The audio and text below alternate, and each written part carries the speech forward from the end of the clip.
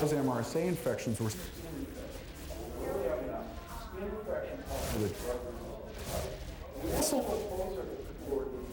found out that illness, like people had to be hospitalized, were in the hospital for a long time, that was very rare. Most of these were mild, minor skin infections that people were being treated at home. And that's a lot like the other outbreaks we were seeing around the United States. So we worked with them to try to evaluate when this started. And we came in about July of year 2000, but we looked back through the medical record system and we looked at skin infection visits over the past period of time, and we found out that beginning in about the summer of 1999, the number of skin infection visits in a YK hospital and health aid clinics had really jumped up to be about 3% of the overall infection visits. So there's something that happened about the year before then. We also looked in the microbiology lab and found that of all the staph that they were getting, staph, any kind of staph infections, that had also increased beginning in about the summer of 1999, about a year before we came, and that about 85% of the staph infections. So there's what was going on. Well, it probably does not project very well to the back. But we looked at the villages that were affected by the outbreak, and this is the YK area, and rivers in the area. We found that about 45 of the 52 or 55 villages in the Bethel area had problems with skin infections. So it wasn't just one village, it was just about every village was reporting increases in skin infections. So we next went to one community that was interested in working with us, and what we call a case control study. And the description that describes the methods we use to try to figure out why people get sick. A case control study is a comparison study, and we compare healthy people with sick people. So in this case situation, we compared patients who had skin infections, and there were 34 of those, and we asked them lots of questions, looked at their medical records, and found out information about them.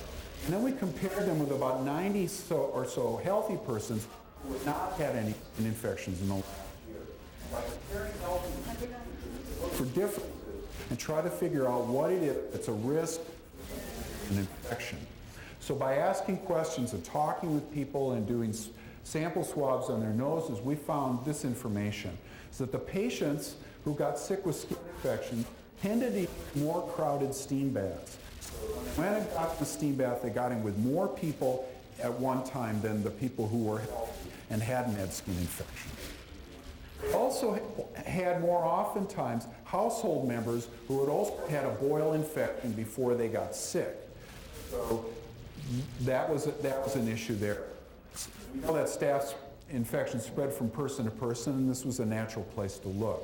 We also found out that people who had skin infections were more likely to use antibiotics in the 1 year before the outbreak even started, so that there were more frequent antibiotics.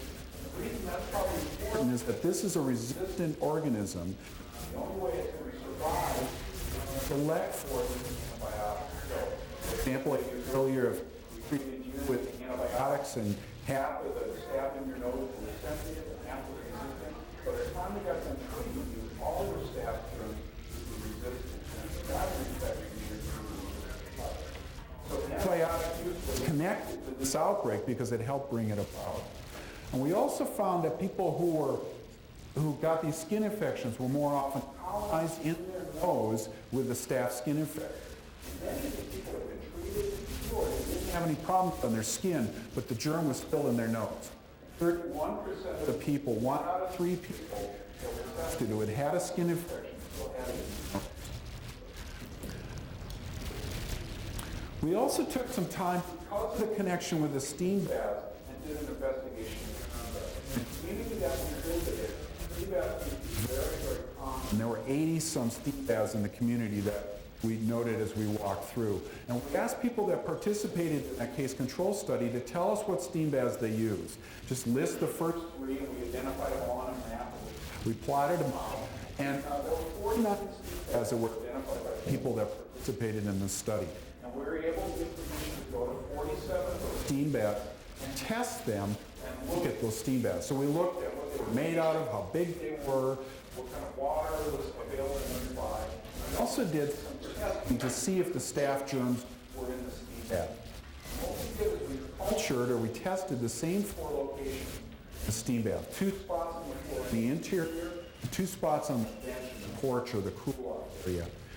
And we also did some wood sample analysis where we took out of one fellow's steam bath and took some core samples of wood and actually cut out part of the wood that was in the steam bath, replaced that with some fresh wood, and then sent that to a lab in Atlanta, some special viral film analysis that I'll tell you more about in a minute.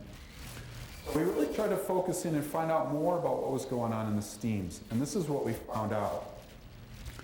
When we got our cultures back to the steam baths, 17% or 8 of the 47 steam baths had at least one positive culture of MRSA. Now this means that the germ was present on the wood in the steam baths. And we found that for case patients who were in our study, they used a steam bath that had MRSA in the germ in the wood 44% of the time, compared to the people who hadn't had infection only 13% of the time. So this appeared to be more tightly connected, this germ on the wood, with people who got infection. Now there's a problem with this.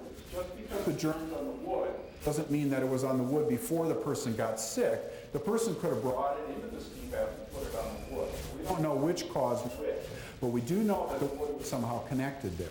You could imagine if somebody had a boil on their skin and they had it on their leg and was draining, they could walk into a steam bath and have some of those germs get on the wood in the steam bath, and the next person or the person next to them could pick up those germs, get it on their skin, and end up with an infection.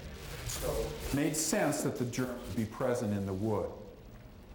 Well, here's a picture of some sauna wood from one of those steam boilers.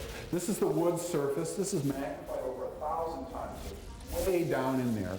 This is the kind of rough plywood surface, and in it are some typical features of what we call biofilm. And these are kind of like slimy layers that are found in the wood.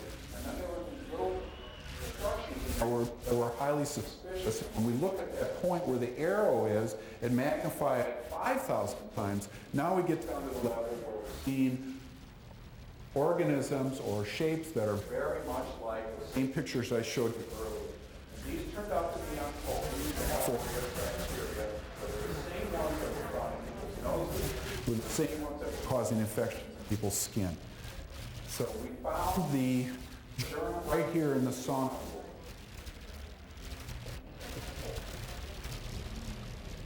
So in summary, what we found in our investigation of Southwest Alaska is that MRSA had become the main cause of skin infection in that area. And the risk factors appeared to be connected to steam bath use, more frequent antibiotic use on some people, having a household member with boils, and we also found that the outbreak bacteria, the germ that was caused skin infections, could be found in people's noses, was found in the steam baths, and some other things that it was resistant to some antibiotics, and it had a new kind of toxin that made it more easy to transport it person to person. Check my watch here for a second.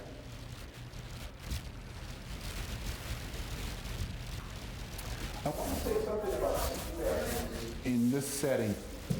In this situation, there were some people who got infections who had never really used a steam bath much. So steam baths weren't causing all the infections, and there were some people who used steam baths who never got infected.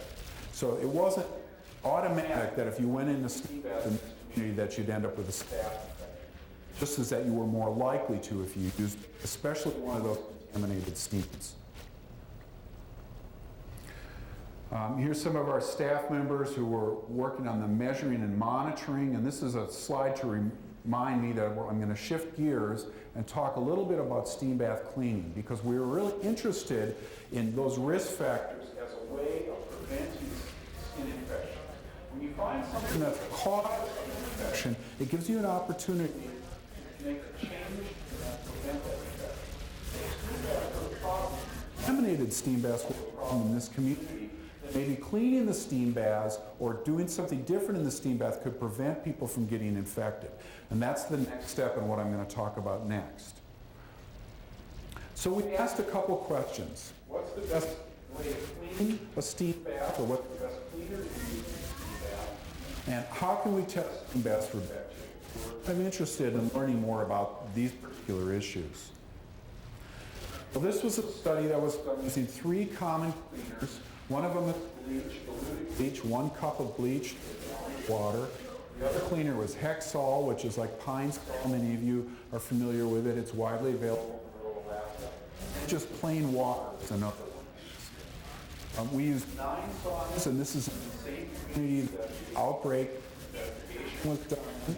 And all of these steam baths had previously grown Staph aureus, and 4 of them had that outbreak type, the MRS drug-resistant type. So this is what we did. We used contact plates, which are just basically plates you can take and smash on a surface and then take back to our lab and grow it up and see if the bacteria are there. We also used wood cores, so because we knew the bacteria lived kind of deep down in the plywood and not necessarily just on the surface. So we used a drill to core out samples of the wood so we could do deeper cultures. So here's a picture of Kip Baggett, who was the investigator for this, and he's drilling down to get a wood core sample to do that deeper kind of culture. So here's just kind of a look at what we did. Here's a contact plate that had bacteria on it, the white spot. This is a plate that would have been pressed onto a wood surface or bench before the cleaning, and then this is what it might look like after the cleaning. There's a few bacteria here that are harder to see, but there was a way to kind of get a visual difference if there's fewer bacteria. And what they did in this situation, they used the dilute bleach or the Hexol or water and then scrubbed the surface of the wood in the sauna and then let it air dry. Sampled the bacteria before they did that and then afterwards, and then looked at the differences in the germs that were found on the surface. Now the germs that they're testing for here are just any old bacteria that are growing up. These aren't necessarily Staph aureus or any outbreaks. We didn't carry it that far, but we wanted to look to see if it make a difference in bacteria growing on the benches. Yes?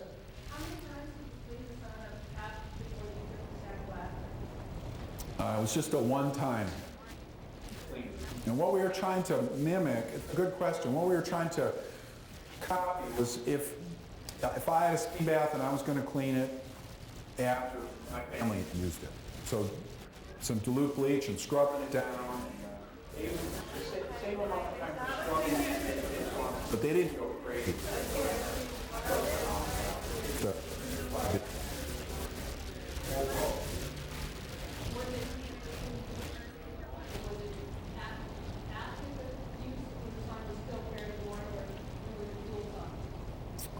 I think it may have varied, but I think they tried to get it so that it had been used the day before and that they were doing it in the afternoon. Troy, do you remember if it was connected directly to the use? It wasn't that evening, but I think it was during the daytime. So typically the steam would have been used the night before, and they did the testing in late summer, so it was not a cold condition. I'm sorry? Mm-hmm. Yeah. So this is some of the results of the contact plates, those press plates that were used. And these are just the type of this bar is just the number of bacteria that we found in those press plates. And you can see that bleach reduced it a lot. Hexol reduced it some, and just scrubbing the water, much difference in the bacteria. These are from the wood plugs, deeper cultures, and similar results. We had a good drop-off of bacteria bleach. Hexol seemed to not penetrate as well, and water actually had higher bacteria counts after. And so what we concluded from this is that the bleach or Hexol reduces bacteria counts, but it looks like bleach is better, and that cleaning doesn't get rid of bacteria completely. There's still some germs present on the wood, even after the cleaning. Yes, ma'am? So after you bleach the bottom, now you go out and you rinse it with water, and are you putting back bacteria? Well, that's a good question, and what you're getting at is why are we getting more bacteria after rinsing with water than beforehand? The water that was used was water available to Washateria in the community. We didn't test that water to see if it was contaminated.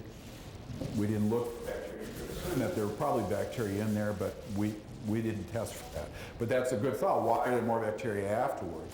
In this situation with the bleach, what we did is use that same washateria water and then did the scrubbing and then just let it air dry. If I said before we had rinsed it, I misspoke. It was just air dried after it had been bleached and scrubbed. So some of the things that we worked on as a result of this outbreak and some of these investigations is we helped YK develop treatment guidelines for their doctors and health aides so that they could adjust their practice to this new drug-resistant strain of bacteria that's in their community. So they're using the right antibiotics so that their health aides were getting trained in the right ways to manage these skin infections. We also worked with them to develop a plan to measure MRSA infections and skin infections in the area so we can track this over time if it's getting better or worse. And unfortunately, it's still a problem in many of the communities. There's been some effort to educate patients about skin infections, and there's more that can be done in that area, but that's some of the recommendations we have, was community education about what the skin infections are and what the risk factors are connected with them. Another recommendation that we'd like to see implemented is to clean steam baths after each use, and we're recommending dilute bleach, this one cup to a gallon, and to clean all the steam areas in the steam because we found bacteria not just in the inside, but also on the porch, on the bench in the porch. And also to limit crowding in steam baths, because you remember that was one of the risks, is that people in that community were more likely to get skin infections if they'd been in the steam with lots of people. And it makes sense because you're up against more people, there's more skin contact, there's more people shedding bacteria potentially in the steam bath. And then the other thing is to consider use of steam barriers. And if you go, Dr. Parkinson brought this back from Finland where they talk about steaming. And if you go to Finland and you go to take a steam, and you walk in the sauna and they'll hand you one of these things. But you can sit on it, and then they take them and they throw them in the wood stove afterwards, or maybe you could reuse it, but if you rinse off, it's probably going to be wet and not work very well. But it will provide a barrier between you and the wood. One of the other differences between Scandinavian saunas and the saunas in Alaska is the wood that's used. Typically in Scandinavia, in Finland, or places like that, they'll use cedar wood that's it has some resin in it, material, it's less likely to splinter than the plywood wood sources. So that's another consideration, is to have special seating areas made of other woods that, at least in other settings, have proven to be safer in terms of preventing infections. So the question is what to do next. We'll finish with the last slide and we'll go to questions. I think the last that we corporations need to think about developing a plan to prevent infection. Test that plan in the community. We have some ideas about what might make a difference. We don't know if cleaning up the steam bath will make a difference. We're sure to test it and see if it makes a difference. If we could do this in a number of communities, reduce the number of skin infections that people suffer that way, and there might be a program we could make a difference in people's lives. I mentioned considering other kinds of wood for the benches and steam. I think we also need an education effort related to steam bath and maintenance that could involve video or training that could be done that maybe folks participate in to teach people about how to take care of their steam so that they're less likely to transmit infections. So that's all the comments I have, and I imagine you'll have questions or parts you want to know.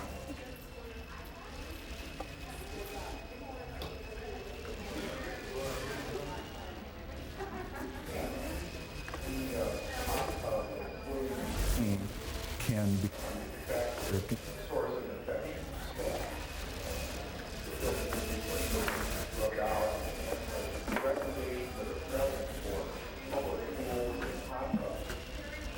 Care of MRS.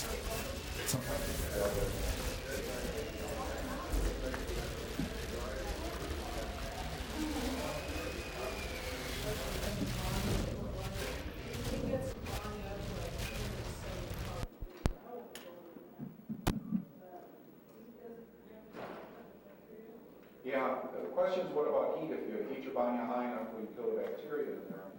That may be true. I mean, the bacteria at a certain point, if you cook them, they'll die.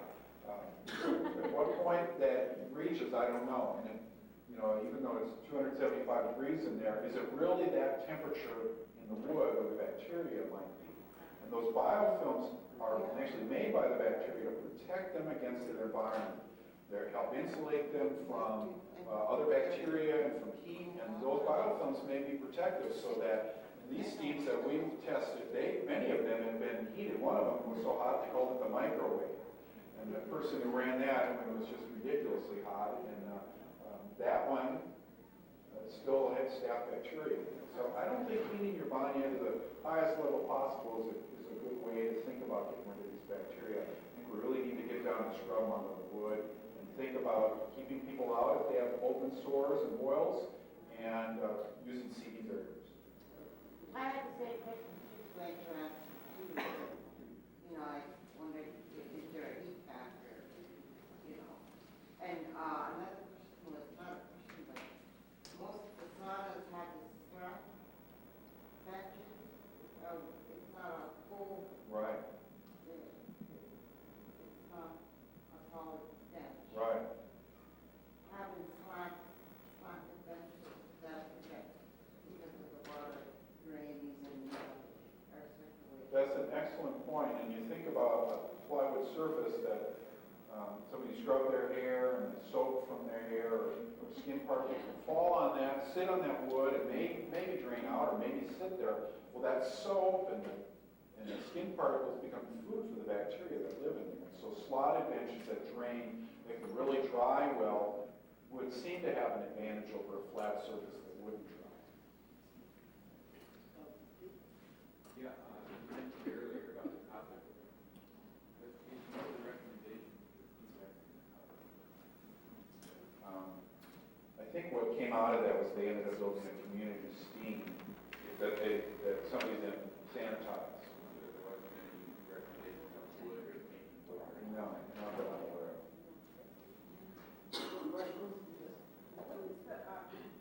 You're saying boil in the skin irritation. Is it really a boil around specific sore, or is it a great rash, or is it manifest in different ways? Yet, staph can cause a lot of different kinds of infections. The infection that it causes most often is a boil, which really gets into the hair follicle, or maybe a scratch, mosquito bite. If I had the germ in my nose and I touched my nose and then a mosquito bite scratched it, I could introduce the bacteria into that. A long scratch could then become a long staph infection. If it gets into one hair follicle, I might get a round boil. If I fall down, ride my four-wheeler and scrape my arm in the side of my body and then I contaminate that could all become infected. So it can take different forms depending on how it gets into the skin. Most commonly, it's a boil.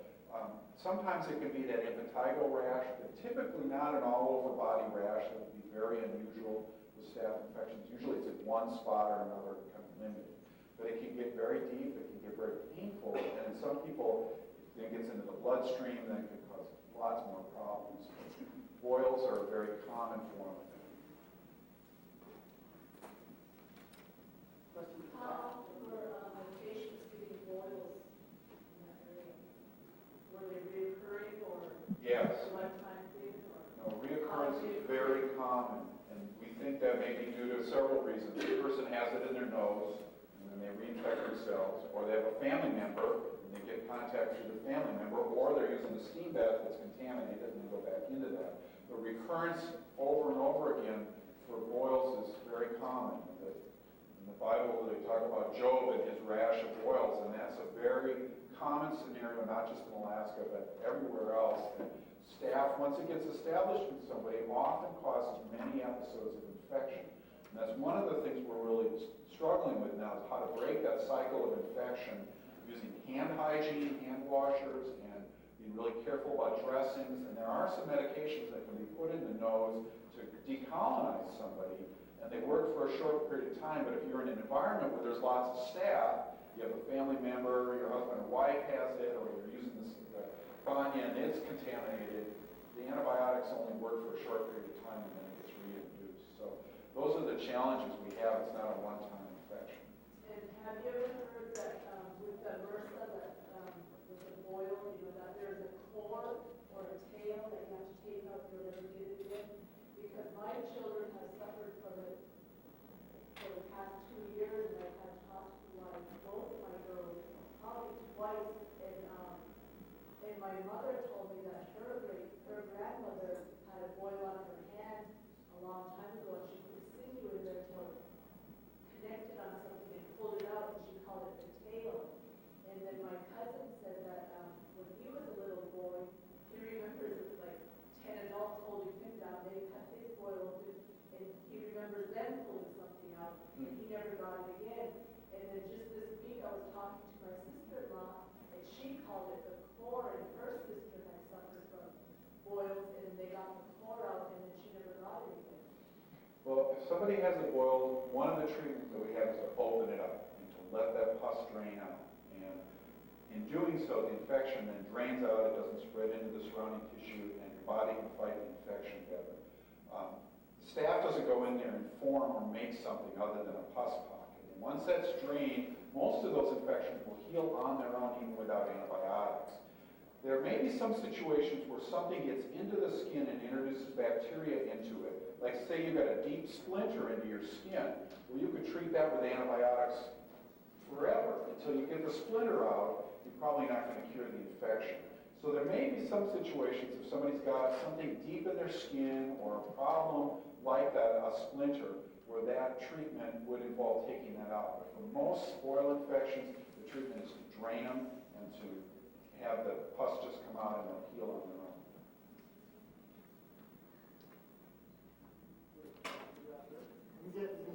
We're getting a high sign from Jack.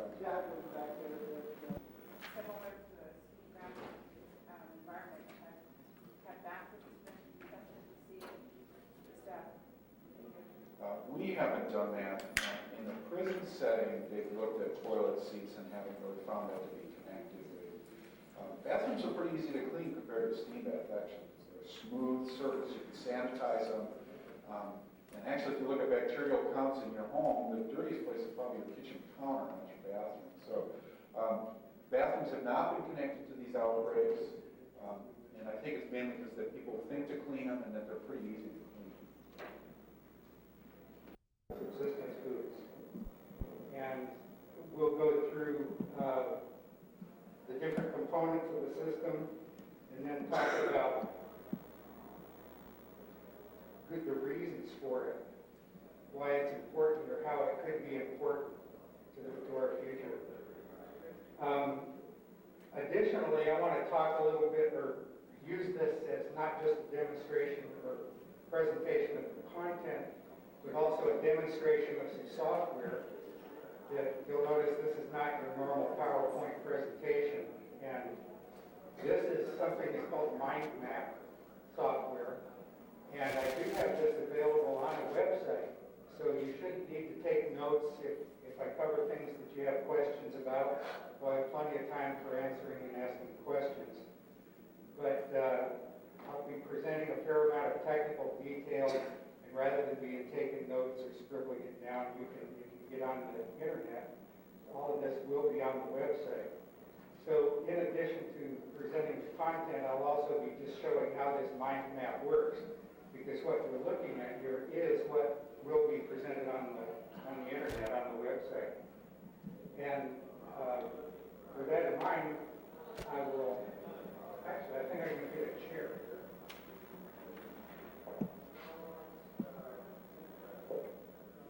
This is, you click on a node, then it collapses it.